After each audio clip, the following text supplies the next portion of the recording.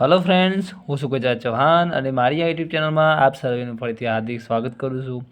તો મિત્રો, આપણે ગયા લાસ્ટ વિડીયોની અંદર આપણે ચર્ચા કરી હતી કે જે મેળવણી પત્રક કેવી રીતે બનાવવાનું, એટલે કે મેં એના પ્રેક્ટિકલ દાખલા પણ મેં તમને કરાવ્યા હતા। તો આજે ફરીથી આ નવા વિડીયો સાથે નવા ચેપ્ટરની હું શરૂઆત કરી રહ્યો છું, કેમ કે મારે એવી ગણતરી છે કે તમને બધાને આખા કોસ્ટ એકાઉન્ટની અંદર ચાર ચેપ્ટર તમને સરસ રીતે આવડે એ પ્રમાણે હું દરેકના વિડીયો થોડા બનાવી રહ્યો છું ત્યારે, અને ધીમે ધીમે બધા વિડીયો તમને પૂરા પાડીશ। તો આજે આપણે વાત કરીશું યુનિટ નંબર 2 એટલે કે સેવા પડતર પદ્ધતિ। નવા સિલેબસ મુજબ 2025થી તમારો જે નવો સિલેબસ તમારો જે લાગુ પડ્યો છે એ પ્રમાણે બધું તમને પરફેક્ટ તમને મેથડ ટુ મેથડ તમને ચલાવીશ। ઓકે, તો ખાસ જે વિદ્યાર્થીઓ નવા હોય તો પહેલાં ચેનલ લાઇક અને સબસ્ક્રાઈબ કરી દેજો। હવે શરૂઆત કરીએ આપણે કે સેવા પડતર પદ્ધતિ। તો મિત્રો, સેવા પડતર પદ્ધતિમાં શું હોય? તો પહેલી વસ્તુ તમે જોઈ લો કે એ તમને દેખાય છે સેવા પડતર પદ્ધતિ, એટલે તમે કોઈ સેવા પ્રોવાઈડ કરો છો, તમે સેવા પૂરી પાડો છો, એની પડતર નક્કી કરવી। તો તમને એવો પ્રશ્ન ઊભો થશે કે કેવી રીતે સેવાની પડતર નક્કી કરાય? તમે જાણો છો કે આપણે ગુજરાતની એસટી બસ, પછી રેલવે, વિમાન, બરાબર। તો આ બધા પોતાનું જે ભાડું નક્કી કરતા હશે, બરાબર છે, પોતાનું જે રેન્ટ નક્કી કરતા, એ રેન્ટ કઈ રીતે નક્કી કરતા હશે? તમે કદાચ તમે કોઈ દિવસ વિચાર્યું ખરું કે એસટી ખાતું જે પોતાનું જે ભાડું નક્કી કરતી હોય, ભાડું, રેન્ટ, બરાબર, ટિકિટનું ભાડું, એ ભાડું કઈ રીતે નક્કી કરવામાં આવતું હશે? તો એના માટે એ લોકો એની પડતર શોધતા હોય। પડતર શોધ્યા પછી એમાં શું કરવાના? એ લોકો નફો ઉમેરવાના, અને નફો ઉમેર્યા પછી જે આવે એને ભાડું કહેવાય, બરાબર। પણ આપણે અત્યારે હાલ બહુ ડીપમાં વાત કરવાની નથી, કેમ કે મારે જે વાત કરવાની છે એ પ્રમાણે આ વિડીયો તમારા માટે મેન છે કે જે તમને આ આવડશે કમ્પ્લીટ, તો પાછળના તમે જે હું દાખલા કરાવીશ એ તમને આપોઆપ તમને આવડશે। તો જુઓ કે સેવા પડતર પદ્ધતિમાં મિત્રો શું હોય, તો પહેલાં આપણે સમજીશું એનો અર્થ। જુઓ, જે ઉદ્યોગમાં માલનું ઉત્પાદન થતું નથી, એટલે કે કેવો ઉદ્યોગ મિત્રો? કે જ્યાં માલનું ઉત્પાદન થાય જ નહીં, પરંતુ જે સેવા પૂરી પાડે છે, તેમાં પડતર શોધવા માટે જે પદ્ધતિનો ઉપયોગ કરવામાં આવે છે તેને સેવા પડતર પદ્ધતિ કહેવાય। મતલબ કે જ્યાં જે ઉદ્યોગની અંદર માલનું ઉત્પાદન ન થાય મિત્રો, પણ સેવા પૂરી પાડવામાં આવે છે। સપોઝ કે ટ્રક, બસ, વિમાન, રેલવે, હોસ્પિટલ, બરાબર છે, આ શું કરે છે? એ સેવા પૂરી પાડે છે। તમે કોઈ દિવસ તમે હોસ્પિટલમાં તમે ગયા હશો, બરાબર છે, તો તમે ક્યારેય તમે એવું સાંભળ્યું ખરું કે હોસ્પિટલવાળા ધંધો કરીશ? તમે જોયું ના? હોસ્પિટલમાં સેવા આપવામાં આવે છે। તમે ડૉક્ટર જોડે તમે જાઓ છો, બરાબર છે, ડૉક્ટરની શું કહેવાય? સેવા કહેવાય। ડૉક્ટરનો ધંધો કહેવાય નહીં, વ્યવસાય કહેવાય। એટલા માટે તો આ બધું આપણે ધ્યાનથી વિચારવું પડે, કેમ કે આ બધું આપણે શીખવામાં આવશે। તો આ એનો અર્થ હતો, એના ઉદાહરણ। હવે ખરેખર જો વીજળી કંપનીની વાત કરીએ તો વીજળી કંપની જે આપણને સેવા આપી રહી છે એ સેવા આપણને કઈ રીતે આપે છે મિત્રો? તો કિલોવોટ દીઠ તમે લાઇટ બિલ ભરતા હશો તો તમે જોજો એ લાઇટ બિલ કેવું રીતે આવતું હશે? યુનિટ દીઠ આવે, કિલોવોટ દીઠ આવે। પછી વોટર કંપની હોય, પાણીની કોઈ કંપની હોય તો એ પોતાનું પાણી કઈ રીતે માપતી હોય? લીટરમાં એટલે 1000 લીટર હોય, 500 લીટર હોય, બરાબર, એવી રીતે। તો ગેસ તમે જાણો જ છો બધા કે ગેસ હંમેશા શેમાં હોય? સિલિન્ડરમાં હોય, એટલે સિલિન્ડર દીઠ એની ગણતરી કરાય। હોટલમાં તમે રોકાવો છો તો હોટલમાં તમે રોકાવો તો એના માટે તમારું ભાડું શું ગણાય? પથારી દીઠ હોય કાં તો રૂમ દીઠ હોય, બરાબર। હોસ્પિટલમાં શું હોય? દર્દી હોય કાં તો પથારી હોય, પથારી પ્રમાણે તમારું ભાડું નક્કી થાય। ઓકે, તો આ હતો આપણે સેવા પડતરનો માળખું, આનો અર્થ, ઉદાહરણ અને એના એકમો। આ જે એકમો હું તમને કહી રહ્યો છું, આ એકમો જે ખરા એ મોટા ભાગે ટૂંકા પ્રશ્નોમાં પૂછાતા હોય છે, બરાબર, એટલે મેં થોડા અહીંયા ટૂંકમાં સમજૂતી મેં અહીંયા આપી છે। ચાલો, તો હવે આપણે મેન વાત કરવાની મિત્રો કે જ્યારે કોઈ દાખલા પૂછાશે, બરાબર, જ્યારે દાખલા પૂછાશે ત્યારે આપણે દાખલાની ગણતરી કરવાની કેમની? તો પહેલી વસ્તુ મિત્રો સમજો કે દાખલા જે પૂછાવાના, આપણે દાખલા કેવી રીતના પૂછાવાના તમે સમજી લેજો। અહીંયા દાખલા મોટા ભાગે આપણે જે સમ પૂછાવાના છે, બરાબર, એ મુખ્ય એક તો બસના હશે, બસ અથવા ટ્રકના હશે। બીજી એક મેથડ છે જે હોસ્પિટલના બરાબર છે. તો બસ અને ટ્રકના દાખલા પૂછાવાના, બીજું હોસ્પિટલનું પૂછાવાનું. તો આપણે આવા જે દાખલા ગણવાના હોય, બરાબર છે. તો આ દાખલા આપણે કઈ રીતે ગણવાના? તો પહેલી વસ્તુ મિત્રો કે જ્યારે આપણે બસ લઈને ફરતા હોઈએ, બરાબર છે, તો બસ ફરે છે એના માટે શું હોય, એને ટ્રીપ આપેલી હોય મિત્રો. શું આપેલું હોય? ટ્રીપ. શું? આ ધ્યાન આપજો, ટ્રીપની વાત કરું છું મિત્રો. ટ્રીપ જ્યારે દહેગામથી બસ નીકળે અને અમદાવાદમાં બસ જાય, બરાબર, દહેગામથી બસ નીકળે અને અમદાવાદમાં જઈને પાછી દહેગામમાં આવે, તો એ સમજી લેવાનું એને એક ટ્રીપ કરી કહેવાય. શું કર્યું કહેવાય મિત્રો? એક ટ્રીપ. ટ્રીપનો મતલબ શું થાય? ત્યાં જઈને પાછું આવવું. ત્યાં જઈને પાછું આવવું એને શું કહેવાય? એક ટ્રીપ. અને દહેગામથી આપણે માનીએ કે દહેગામથી આપણે અમદાવાદ જવું હોય, બરાબર છે. દહેગામથી ક્યાં જવું હોય? ધ્યાન આપજો, અહીંયા થોડું સમજાવું તમને. દહેગામથી આપણે જવું હોય અમદાવાદ,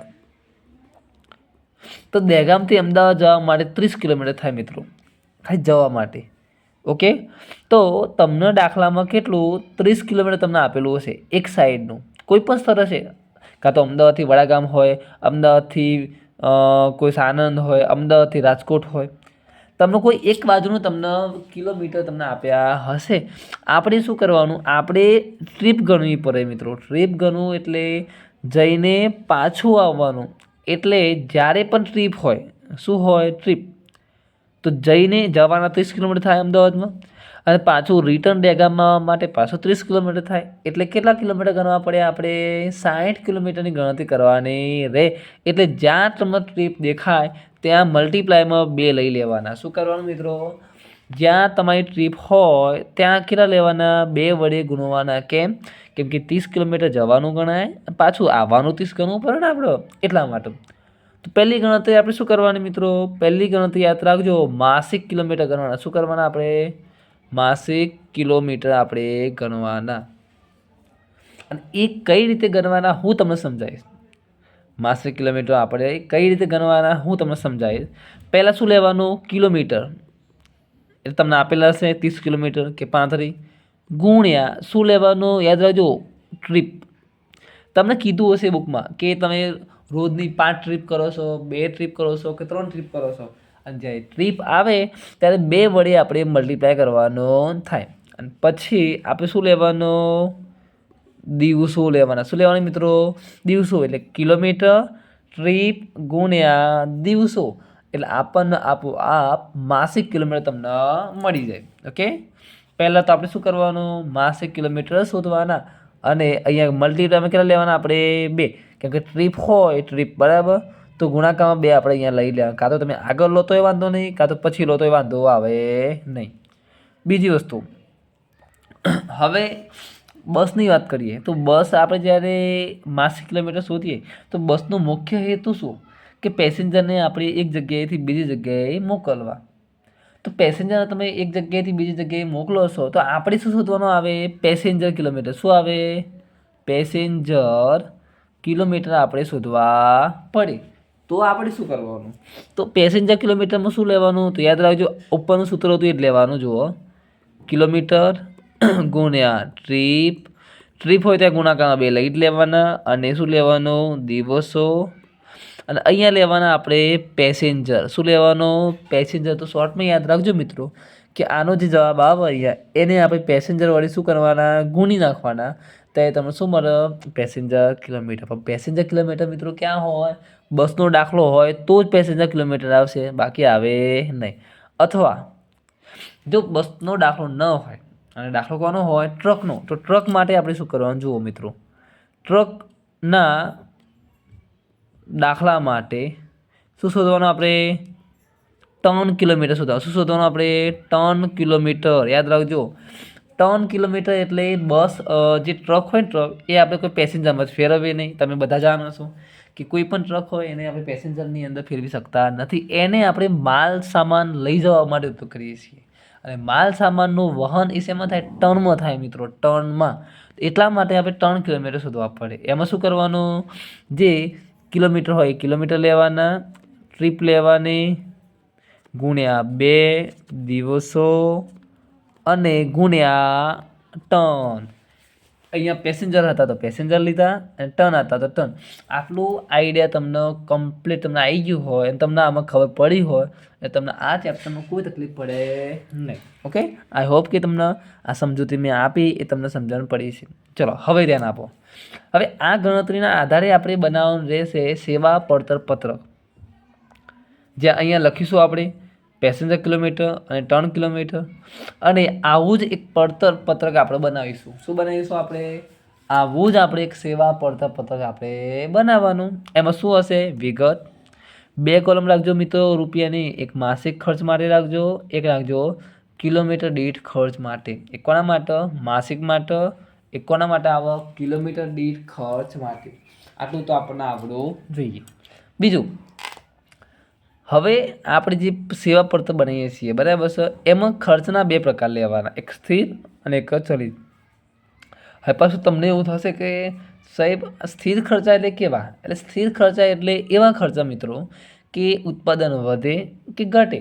મતલબ તમારું ઉત્પાદન ગમે તેટલું વધે કાં તો ગમે તેટલું ઓછું થાય, પણ એ ખર્ચો બદલાતો નથી. એને સ્થિર ખર્ચ તરીકે આપણે ઓળખી શકીએ. એવા કયા કયા લેવાના? વીમા પ્રીમિયમ ફિક્સ હોય મિત્રો, એ પણ અહીંયા લેવાનું આપણે. લાઇસન્સ ફી એ નક્કી હોય ત્યાં લેવાય. ભાડું હોય ગેરેજનું એ પણ શું હોય? નક્કી હોય એટલે ત્યાં લેવાય.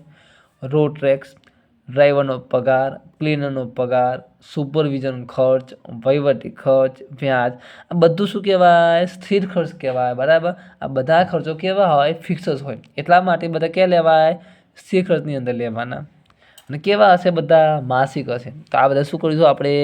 સરવાળો કરશું. અહીંયા આ જે સરવાળો આવે, આ સરવાળાને, આ જે સરવાળો આવે બરાબર છે, એ સરવાળાને આપણે આ પેસેન્જર કિલોમીટર જે હોય કાં તો ટર્ન કિલોમીટર હોય એના વડે ભાગીને આપણે જવાબ લાવવાનો. શું કરવાનું?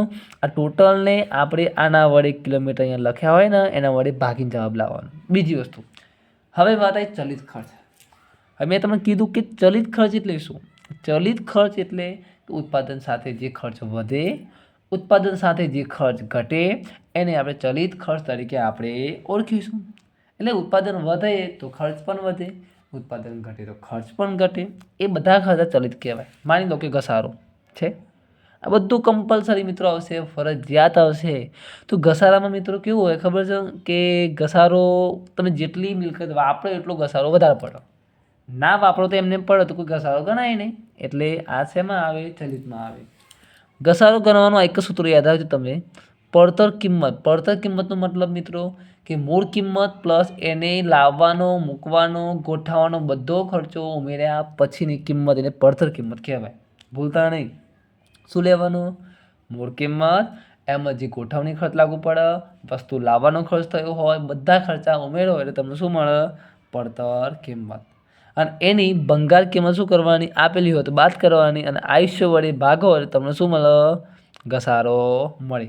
આ ફોર્મેટ તમે યાદ રાખજો અને તમને આ ફોર્મેટ આવડશે, તમને આખો દાખલો તમને આવડશે. બીજું, સમારકામ ખર્ચ. તમે સમારકામ કેવું? ઓછું હોય એમ વધારે હોય બરાબર. પછી પેટ્રોલ ડીઝલ કેવું હોય? તમે જેટલી ગાડી વધારે ફેરવો તો વધારે બળે, ઓછી ફેરવો તો ઓછી બળે. તો પેટ્રોલ ડીઝલ શું કહેવાય? ચલિતમાં આવે.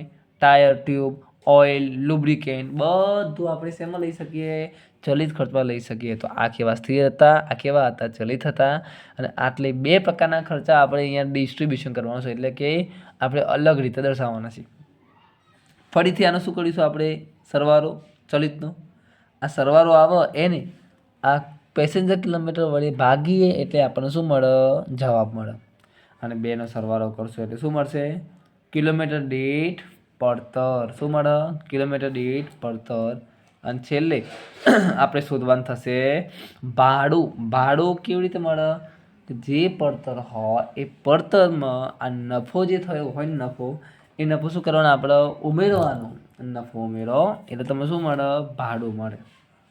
આઈ હોપ કે તમને આ વિડીયો ગમ્યો હશે, તમને મજા આવી છે, કેમ કે આ વિડીયોમાં તમને મોટા ભાગનું તમને બધું શીખવા મળ્યું હશે.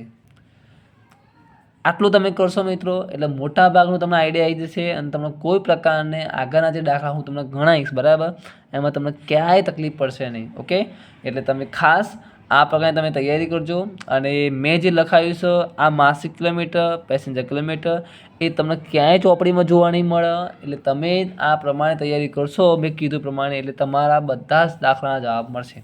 ઓકે, આઈ હોપ કે તમને વિડીયો ગમ્યો છે. તો લાઇક, કમેન્ટ અને શેર કરવાનું અચૂકપણે ભૂલતા નહીં. ઓકે, મળીશું આપણે નેક્સ્ટ ટાઈમ આના જ સારા કોઈ દાખલા સાથે.